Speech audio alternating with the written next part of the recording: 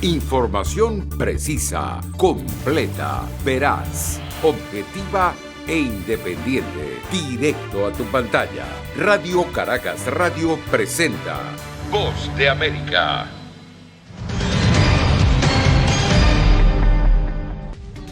Emergencia nacional declara la Casa Blanca por la viruela del mono. China inicia maniobras militares con fuego real alrededor de Taiwán. Además, en el limbo jurídico y desamparados se cierran las puertas para migrantes indocumentados en Estados Unidos. Y la prensa mexicana sufre otro ataque. Ya son 13 los periodistas asesinados en ese país en lo corrido del año.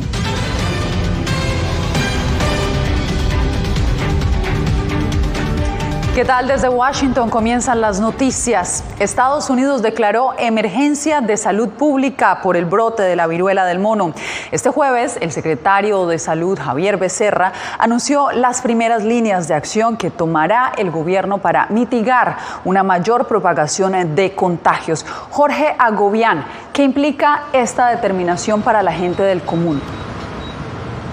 Yasmín, según las propias palabras del secretario de Salud, que los estadounidenses tomen en serio la viruela del mono. Esta declaración también significa que veremos una promoción para que las personas se vacunen, quizás una promoción de vacunación mucho más intensa, mucho más agresiva, sobre todo para estados y ciudades que han reportado más casos. Es el caso, por ejemplo, de la ciudad de Nueva York y San Francisco, que de hecho ya habían declarado sus propias emergencias. Esta declaración del día de hoy también hace que se destinen fondos federales para la adquisición de más medicamentos y vacunas. El monitoreo del gobierno de Estados Unidos sobre el avance de la viruela del mono demuestra un continuo incremento de contagios. Según cifras de los Centros para el Control y la Prevención de las Enfermedades, en toda la nación ya hay más de 6.600 casos confirmados.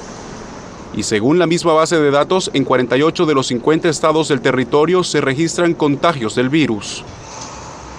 Nueva York, California e Illinois han declarado estado de emergencia por los brotes. Por ejemplo, en Los Ángeles las autoridades identifican los sitios donde deben enfocar el esfuerzo de inmunización. Estamos aquí en West Hollywood. Este es el primer sitio público de vacunación contra la viruela del mono en West Hollywood. Estamos emocionados porque estamos llevando la vacuna a lugares donde viven y trabajan personas que podrían estar en alto riesgo de exposición, facilitando que las personas accedan a la vacuna contra la viruela del mono si la necesitan. Hasta el momento, la prioridad en Estados Unidos se centra en el suministro de vacunas dirigidas a la población vulnerable. Así que pude conseguir cita justo cuando llegó y estoy tan feliz de haberla conseguido porque, no sé, después de pasar por COVID, yo no quiero ser susceptible a nada más que pueda lastimarme y también desfigurar mi cara o mi cuerpo. La Organización Mundial de la Salud afirma que hay más de 25.300 contagios registrados en 83 países del mundo, con mayor incidencia en Europa. La tasa de mortalidad se debate entre el 3 y el 6% y varía de acuerdo con los niveles de atención de salud pública. El pasado 23 de julio, el organismo declaró la expansión del virus como una emergencia de salud pública de interés internacional. Y esta declaración del día de hoy de la Casa Blanca de una emergencia nacional de salud pública llega pues luego de que esta misma semana la Casa Blanca, el presidente Joe Biden, designara a un funcionario para liderar la coordinación de los temas ligados a la viruela del mono. Por supuesto, el Departamento de Salud aseguró que dará más información y también campañas de concientización para las personas que son más vulnerables. Gracias, Jorge. Y en más noticias, un día después de la partida de Nancy Pelosi de Taiwán, China intensificó los ejercicios militares alrededor de la isla autónoma y lo hace con fuego real. Natalí Salas Guaitero con el informe. Las autoridades taiwanesas denunciaron que China disparó 11 misiles balísticos el jueves, en lo que describieron como el ejercicio militar más grande y provocador jamás realizado en el estrecho de Taiwán. Pero una portavoz del Ministerio de Relaciones Exteriores de China culpó a Estados Unidos por las tensiones. En cuanto a si esto se convertirá en la nueva normalidad, depende de la acción de la parte estadounidense y las fuerzas separatistas de la independencia de Taiwán. China está indignada por la la visita a Taiwán de la presidenta de la Cámara de Representantes de Estados Unidos, Nancy Pelosi. Beijing ve el viaje como un desafío a sus reclamos sobre la isla. Estados Unidos, por su parte, asegura que Beijing está aumentando las tensiones a propósito. Quiero enfatizar que nada ha cambiado en nuestra posición y espero que Beijing no fabrique una crisis o busque un pretexto para aumentar su agresiva actividad militar. En Taipei, la vida continúa con normalidad. Los residentes aquí dicen que han lidiado con décadas de amenazas chinas. La división entre Taiwán y China existe desde hace 7 décadas. Crecimos con las amenazas de China, que incluyen ataques verbales e intimidación militar. Aunque China reclama a Taiwán, una abrumadora mayoría de la población local apoya la opción de mantener las cosas como están.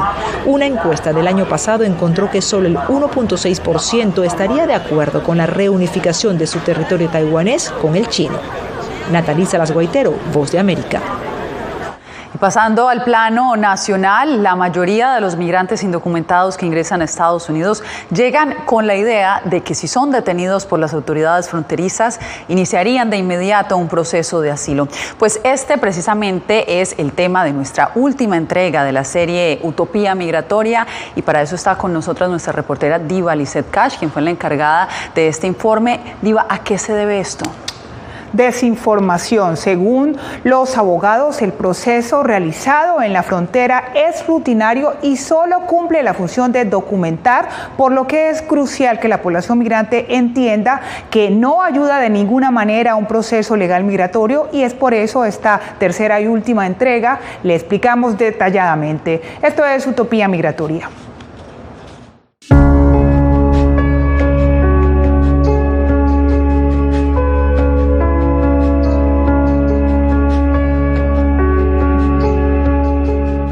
Luis Huertas y otros consultados por La Voz de América se cuentan entre los más de 6.000 migrantes indocumentados que llegaron a Washington, D.C. entre abril y julio del 2022, provenientes de Texas y Arizona.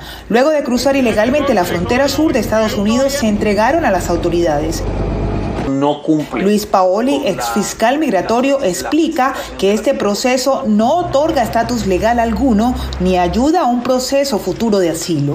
Un documento que básicamente dice: entraste a los Estados Unidos, eres de tal país, estás ilegalmente acá y tienes ahora que ir con un juez de inmigración a procesar tu caso de inmigración. Una citación que regularmente otorga 30 días para que el inmigrante se presente ante las autoridades. Y si la persona no se presenta, entonces el juez puede emitir una orden de deportación en ausencia. Desafortunadamente hay mucha desinformación. La gente cree que llega acá, yo pido un asilo, ya me van a dejar entrar, ya voy a tener permiso de trabajo, ya voy a tener beneficios y ya voy a empezar a vivir tranquilamente en los Estados Unidos. Eso no es tan cierto. Según la abogada Osorio, las cortes migratorias tienen casi 2 millones de casos de asilo pendientes, los cuales pueden demorar hasta 10 años. Y la ola de migrantes cruzando la frontera sur sin fundamentos creíbles harán que el gobierno fiscal refuerce la aplicación de normas como el asilo frívolo o fraudulento, que impide que un inmigrante pueda legalizarse en el futuro. Porque mucha gente entra, pide asilo y de pronto se enamora y se casa y puede legalizarse con un matrimonio. Pero si uno tiene un antecedente de tener un asilo frívolo en un futuro, eso también le va a afectar. En conclusión, los expertos inmigrantes entrevistados identifican que la desinformación es una de las principales causas para que miles de personas crucen ilegalmente la frontera estadounidense y estén afrontando drásticas consecuencias.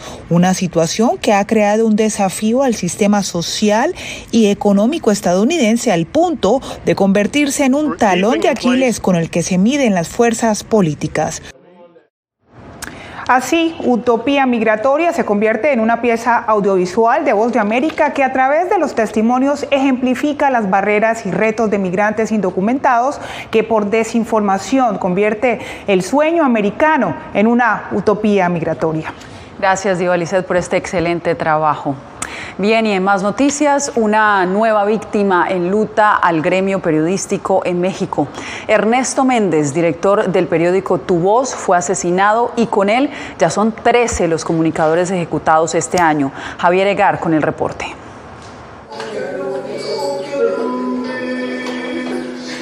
Familiares, amigos y colegas dieron el último adiós al periodista Ernesto Méndez.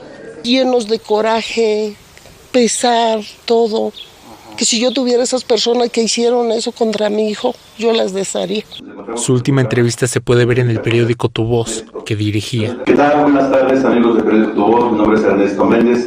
Sus colegas acudieron a la fiscalía a reclamar se esclarezca el caso. ¡Justicia! ¡Justicia! Además de periodista, Méndez organizaba ferias en San Luis de la Cruz. Para este año se le había obtenido la concesión de la organización de la feria. Una feria no merecía su muerte de él, y menos como lo hicieron. Para Reporteros Sin Fronteras y otros periodistas, el gobierno no está haciendo lo suficiente. Las medidas de protección y de seguridad para las y los periodistas no siempre son las más adecuadas, no siempre son las más oportunas. Despertamos con este sentimiento, ¿no?, de indefensión, de sentir que realmente todo queda en puras palabras. Según el gobierno, a la fecha hay 27 detenidos o buscados con orden de aprehensión. Sin embargo, ninguno de los casos ha sido esclarecido. Javier Egar, Voz de América, Ciudad de México. Y en Nicaragua la prensa también sufre. La Sociedad Interamericana de Prensa acusa al gobierno de crear un nuevo desierto informativo tras el cierre en los últimos días de 11 emisoras católicas y 4 televisoras locales. El llanto del periodista David Mendoza le dio la vuelta a Nicaragua. Fue el anuncio del cierre del canal RB3, estación que fundó hace 24 años en Río Blanco, en el departamento de Matagalpa, al norte de Nicaragua. Pues la verdad que fue un impacto muy grande, como que algo pues se desprendió de mí y la verdad pues que no aguanté las lágrimas. La Sociedad Interamericana de Prensa alertó que en los últimos días el Instituto de Telecomunicaciones cerró 11 emisoras y 4 canales de televisión comunitarios, entre ellos el de David. Con esto de que andan cerrando todos los medios de comunicación en Matagalpa, no dudaron también en cerrar nuestro medio de comunicación y enviar un comunicado directamente del Telcor a la empresa. El organismo internacional denunció además que el gobierno del presidente Daniel Ortega creó un nuevo desierto informativo en el interior del país, una postura que comparte la organización de periodistas más grande de Nicaragua. Seguimos considerando que es el país más peligroso a nivel regional para ejercer este oficio y es por eso, es una estrategia político-estatal para la aniquilación de la prensa crítica. El Instituto de Telecomunicaciones Telcor justificó a través de comunicados que las cancelaciones de 15 medios locales en Matagalpa se debieron a que no cuentan con permisos de operación. Donaldo Hernández, Voz de América. 4 presuntos coyotes guatemaltecos podrían ser extraditados a Estados Unidos para ser juzgados por tráfico de migrantes. Se trata de las primeras solicitudes de extradición que se hacen entre Guatemala y Estados Unidos. Caso Alfa 7 es el nombre que el Ministerio Público de Guatemala ha dado a la investigación de una red de coyotes que operan en departamentos del occidente y norte del país. Esta vez revelaron que 4 de los capturados son solicitados por Estados Unidos. En el cual hubo 19 capturados, dentro de ellos 4 con solicitud de extradición a los Estados Unidos por los mismos delitos. Alias 7 es acusado de liderar esta banda que cobraba entre $12,000 y $20,000 por migrante, requiriendo depósitos bancarios a nombre de los integrantes y colaboradores de la estructura delincuencial, sumando más de $2 millones. Su forma de operar consistía en captar a migrantes y trasladarlos hacia la frontera Gracias a Dios en el municipio de Nentón, Huehuetenango, para llegar a México y luego a Estados Unidos. Además de la captación nacional, también se dedican al traslado de personas que vienen desde el sur. Lamentablemente, pues estas personas son acompañados de niños y esto es lo más lamentable. La muerte de una migrante irregular en San Antonio, Texas, dio lugar a la investigación conjunta con el Departamento de Justicia de Estados Unidos, que ahora pide la extradición de los líderes de la banda, quienes son acusados en Guatemala de tráfico ilegal de migrantes, lavado de dinero y asociación ilícita. Eugenia Sagastume, Voz de América, Guatemala.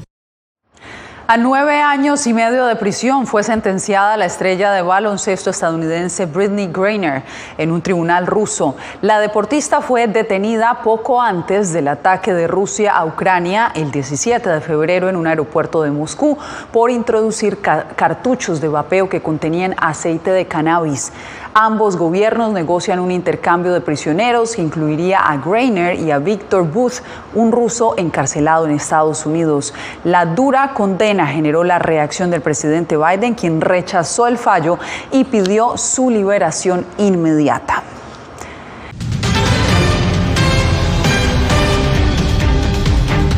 La justicia venezolana condenó a 8 años de prisión a un exdiputado opositor por el delito de conspiración en el presunto intento de asesinato contra el presidente Nicolás Maduro.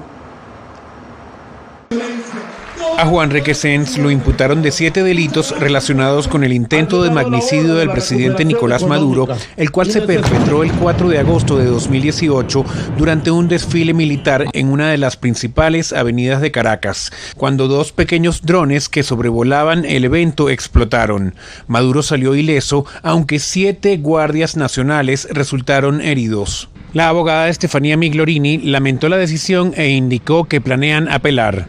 De verdad que es un atropello todas las violaciones que se vieron en este proceso y las injusticias, porque otra cosa es que en el expediente no hay nada, no hay indicios, no hay elementos incriminatorios donde se demuestre la participación. Para el analista Nickmer Evans, los llamados presos políticos en el país terminan siendo una presa de manipulación por parte del gobierno de Maduro.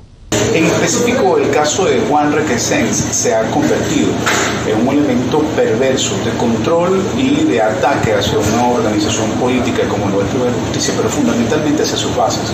De igual forma, se dio a conocer que la jueza del caso solicitó la orden de captura del dirigente Julio Borges y su extradición desde el exterior, y se ratificó que por ahora se mantiene la condición de casa por cárcel para Requesens, la cual ha mantenido durante los últimos 2 años, custodiado por funcionarios del Servicio Bolivariano de Inteligencia Nacional.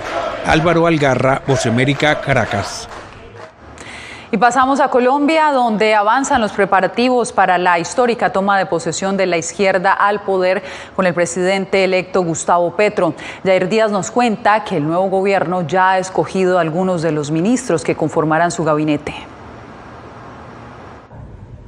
A pocos días de la posesión presidencial de Gustavo Petro, se van conociendo nuevos nombramientos dentro de su gabinete de ministros, quienes lo acompañarán en su mandato a partir del próximo 7 de agosto. Le abre las puertas de pronto a una agenda política diferente y habrá que ver cómo esa disputa política se logra concientizar. Dentro de los cargos se encuentra Iván Velázquez, el nuevo ministro de Defensa, quien se desempeñó como director de la Fiscalía de Medellín. Para el internacionalista César Niño, Velázquez aporta experiencia a las Fuerzas Armadas. Habrá un cambio de discurso sobre las relaciones de manera progresiva. Esto también de cara a una posible negociación con el ELN. El curso que pueden tomar las relaciones entre Colombia y el gobierno de Nicolás Maduro, de la mano del nuevo canciller Álvaro Leiva, preocupa al portavoz en Colombia del gobierno interino de Venezuela, Juan Guaidó, Eduardo Battistini. La decisión del gobierno electo debe ser respetada por nosotros. Hay que estar claro a quiénes tienen de frente. Y la verdad que en Venezuela lo que hay es un régimen que no respeta los derechos humanos. Para la analista Sandra Borda, la ideología del gobierno de Petro es clara, por lo que estos nombramientos buscan ampliar la democracia para que Colombia llegue a culminar otros acuerdos de paz. Del proceso de paz anterior y del inicio de una paz con los movimientos que todavía no se han desmovilizado. A pocas horas de la posesión de Gustavo Petro, aún faltan los nombramientos de 10 de los 18 ministros que lo acompañarán en su gobierno. Yair Díaz, Voz de América, Bogotá.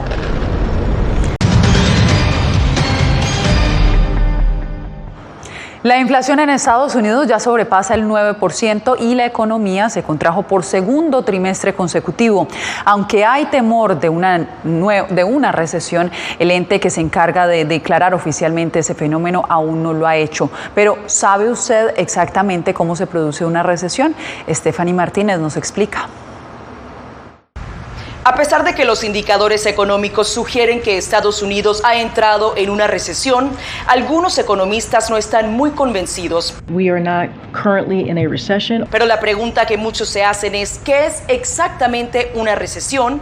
Según expertos, una recesión se presenta cuando el Producto Interno Bruto, es decir, el valor de los bienes y servicios producidos en un país, cae durante un semestre. El problema central donde se establece es el nivel de deuda tan formidable que tú tienes. Ese nivel de deuda que lo has hecho durante estos 30 años te debilita uno de los pilares centrales que tienen los Estados Unidos, que es el dólar. En Estados Unidos, la decisión oficial es de una comisión de economistas convocados por la Oficina Nacional de Investigación Económica, un grupo privado de investigación sin ánimo de lucro. De acuerdo con esta organización, por lo regular las recesiones se producen no solo tras una disminución del Producto Interno Bruto, sino también del ingreso de las personas, del empleo, la producción industrial, las ventas al menudeo y otros factores. Cuando tú estás teniendo una deuda de ese tamaño, tienes una pandemia, tienes la guerra de Ucrania, tienes el COVID en China y todo eso te genera pues una situación de distorsión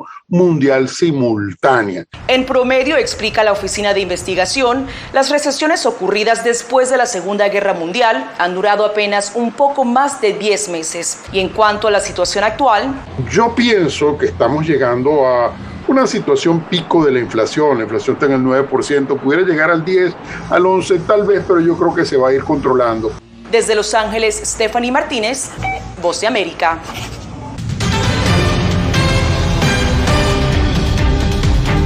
Steve Brodner es un reconocido artista y periodista estadounidense a quien el sufrimiento del pueblo ucraniano tras el ataque ruso lo ha inspirado en sus más recientes creaciones. Sofía Pisani nos trae la historia. Solo unas pocas líneas en una hoja de papel y es fácil adivinar a quién estás mirando. El arte y la política definitivamente se mezclan en este pequeño estudio en el Alto Manhattan. ¿Recuerdas? Los empleados deben lavarse las manos. Veíamos eso en los baños de los restaurantes. Entonces, así está el mundo. Ucrania está agrietada. La sangre se está derramando y él se está lavando las manos con la sangre de Ucrania. Steve Brodner es considerado uno de los caricaturistas políticos más prominentes y exitosos de Estados Unidos. Tiene un sentido innato de cómo ilustrar los temas más importantes del mundo, desde los problemas políticos internos de su país, como el control de armas, pasando por las campañas electorales y el derecho al aborto, hasta la política internacional. El caricaturista tiene una gran colección específica de obras dedicadas a la guerra. Transforma cada nueva tragedia en una imagen. En esta ocasión, ha documentado los crímenes contra el pueblo ucraniano y ha condenado a Vladimir Putin. Aquí hay un hombre afligido por su hijo, Mariupol, sí. Se podía ver que estaba sosteniendo la cabeza del niño en sus manos y estaba llorando. Una bomba que cayó en la estación de tren. La gente tomó fotos del misil y decía, por los niños, ¿alguien podría hacer algo así? Decir, aquí hay una bomba contra los niños, simplemente ya no entiendo nada. Y a medida que llegan más noticias, Brodner asegura que se sienta en su escritorio y lucha contra la desinformación rusa, utilizando un lápiz como su única manera de expresión. Sofía Pisani, Voz de América, Washington. Y terminamos con esta enorme torta mexicana. Fue preparada por un grupo de chefs en la Ciudad de México y batió 2 récords, el de la torta más grande y el tiempo más corto de elaboración. Midió 74 metros de largo, pesó 800 kilos y les tomó solo 2 minutos y 3 segundos prepararla. El platillo incluyó una variedad de rellenos tradicionales como el cerdo, res y pollo, pero también se les ofreció a los comensales carnes exóticas como la de búfalo, cocodrilo, avestruz o venado. Qué bueno se ve ese sándwich, ¿verdad? Con esto nos despedimos. Información precisa, completa, veraz, objetiva e independiente. Directo a tu pantalla. Voz de América en RCR 750.